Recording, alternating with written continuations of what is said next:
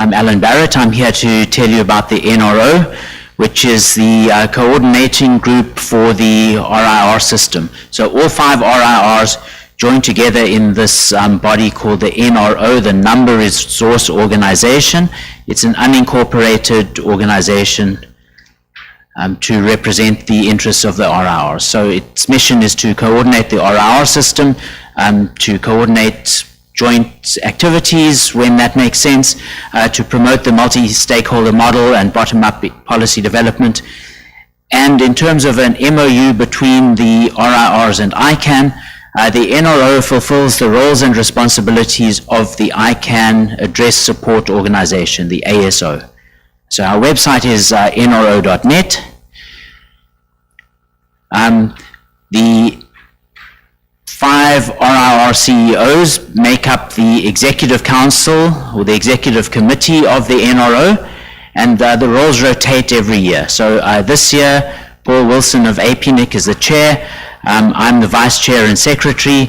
Axel Paulik from the RIPE NCC is the Treasurer. Oscar Robles from LACNIC and John Curran from ARIN are the 2 other members. And next year it will rotate.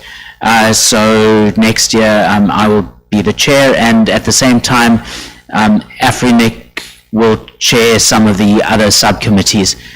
And then Axel Paulik will become the vice chair and the secretary. Oscar Robles becomes the treasurer, etc. It rotates every year. There's a secretariat.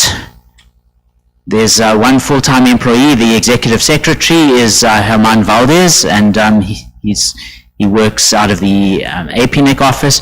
And then we also have consultant Susanna Gray working part-time to help when needed. There are 3 formal coordination groups for coordinating activities between the RIRs: the Communications Coordination Group, the Engineering Coordination Group, and the Registration Services Coordination Group. They're usually known by their acronyms, the CCG, the ECG, and the RSCG. And so in these groups we have staff from all 5 RIRs in those areas of communications, engineering, or registration services, and they talk to each other about joint projects or to learn from each other about new services that they can offer. Then there are also some informal coordination groups to coordinate public affairs, policy, finance, and legal issues. So again, the people in those areas from the 5 RIRs get together and they talk to each other, but the last ones are informal groups and they don't have the formal status of a coordination group. Every quarter we publish some statistics, and you can get that on the NRO website under nro.net/statistics. And in 2018, in the last quarter, we're planning to increase the amount of statistics. So there's an extended statistics project. We also publish a quarterly overview of the policies in the different RIRs. So comparing things like what is the process to become a member, what are the policies for IPv4, what are the policies for transfers, what are the policies for IPv6 and ASNs. So there's a single document which summarizes and compares all those policies across the 5 RIRs, and that's also published on the website and updated quarterly. And then I said one of the duties of the NRO is to fulfill the role and responsibilities of the ICANN Address Supporting Organization, and so there's a separate website for that under the ICANN domain. It's aso.icann.org.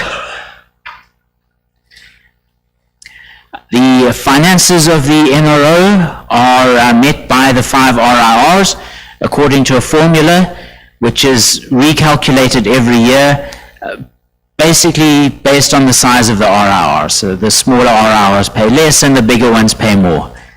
And this year the percentages are, as you see on the slide there, AFRINIC is the smallest, contributes 7.22% of the budget of the NRO.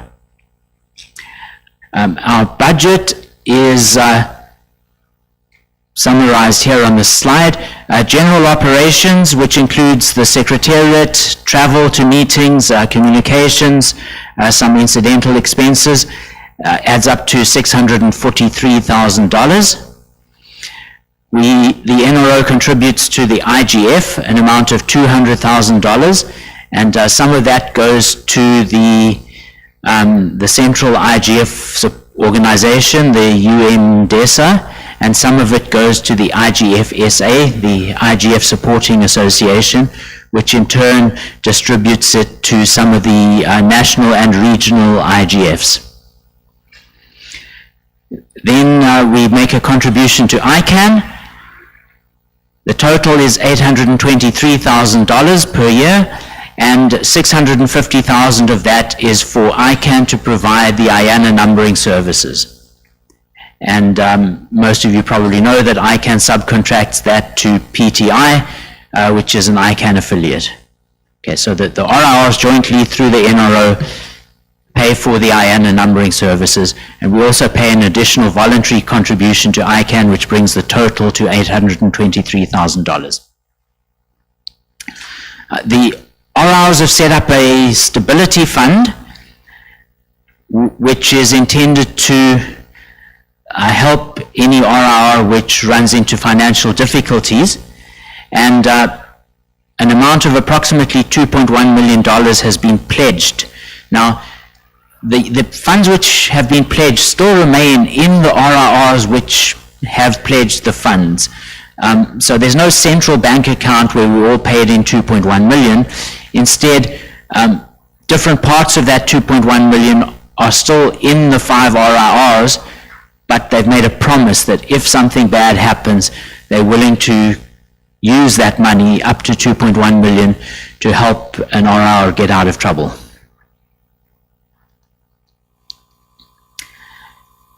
As part of our relationship with ICANN for the IANA numbering services, we've set up an IANA review committee, and it has 3 members from each region, so 15 altogether. And from each of the 5 regions, 2 members are elected by the community and 1 is appointed from the staff. In the AFRINIC region, the 2 community members are the same as our 2 ASO-AC representatives. And the staff member is Madhvika Kool, the head of registration services. The committee publishes its minutes, and it published a report for 2017. The 2018 report will be prepared during the first half of 2019. So here's a list of the members. I've already said that in AFRINIC, the 2 are the same as our ASO-AC representatives, Oma Oea and Noah Mena, and with Madhvika Kool as the staff representative. The names for all the other regions are on the slide, but I'm not going to read them out.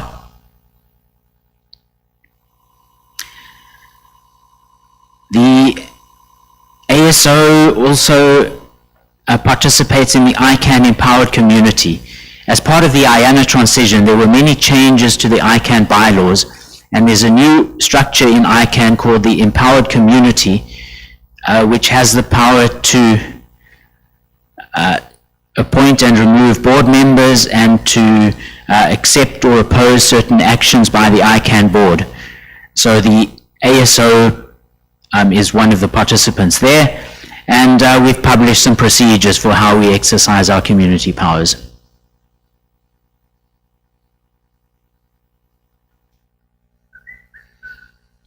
Every 5 years, the ASO within the ICANN structure is reviewed.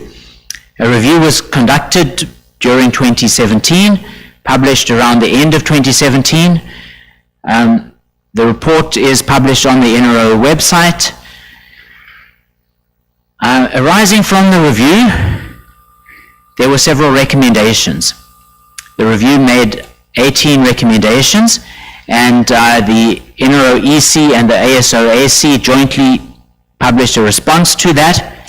And in essence, they said that the first 17 recommendations were fairly simple and we would do most of them.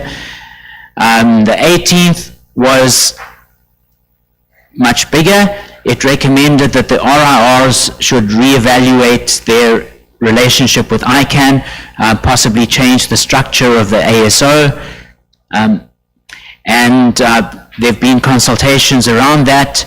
There's some URLs on the slide for when the consultation was initiated, and also a statement by the NRO Executive Council a couple of months ago. That consultation process is still going on. A little later today in this room, we will have a consultation on how AFRINIC should deal with the ASO review recommendations. Also, let me mention here that the AFRINIC ASO AC representatives have issued a survey asking the community to give their views on the relationship between the RIRs and ICANN. So please go to the AFRINIC website, to the news section, scroll down a little until you find the call for answering the survey, and please take some time to fill in that survey. The RIRs work on various technical projects. RPKI is the Resource Public Key Infrastructure, and this year we switched to something called the All Resources Trust Anchor. It's basically a change to the way we publish the root of the RPKI hierarchy. Essentially, each of the 5 RIRs will publish a certificate claiming responsibility over the entirety of the IPv4 and the IPv6 and the ASN number spaces. And the reason this makes sense is to make it easier for inter-RIR transfers. There's a bit more to it than that, but that's probably the biggest reason. Then we've started talking about emergency backup operations in case one RIR faces technical difficulties. Could other RIRs serve copies of their data? In the year 2018, the goal was to identify which data is critical that should be mirrored by other RIRs. And the idea is to mirror it in a read-only way. So if something terrible happens to one RIR, at least you can still read their data coming from a mirror somewhere else, but maybe you won't be able to update it.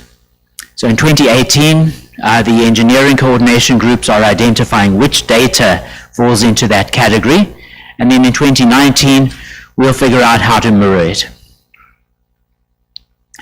We're also working on a project called ITHI, Identifier Technology Health Indicators.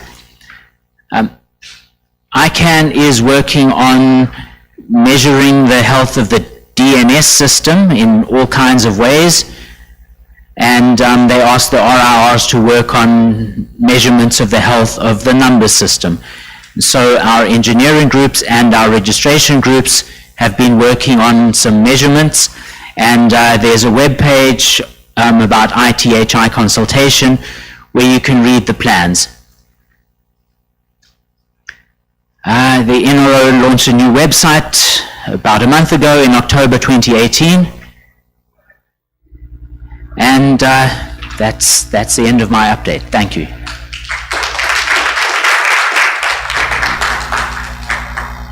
Yes, Jordi. Hi, Alan. Just one detail about the website, the new website. It's nicer, but is less useful, in my opinion. There was something very, very important, at least for me, and I guess for more people, that is the statistics. They are there, but you need to look all the pages to find them, because there is not a direct link in the home page, which I think it will be easy to solve. Okay, thank you. Luke. Hi, yes, I just arrived, but I do want to make a comment about website as well. In the past, AFRINIC does publish the list of its members, and such list was disappeared some, I believe, was a year ago-ish, and it's really common practice among all the RIRs publish the list of all its members and which region they come from. Right? Sorry, let me stop you here. You seem to be talking about AFRINIC, but this this session is about the NRO. Oh, sorry. My mistake. Okay.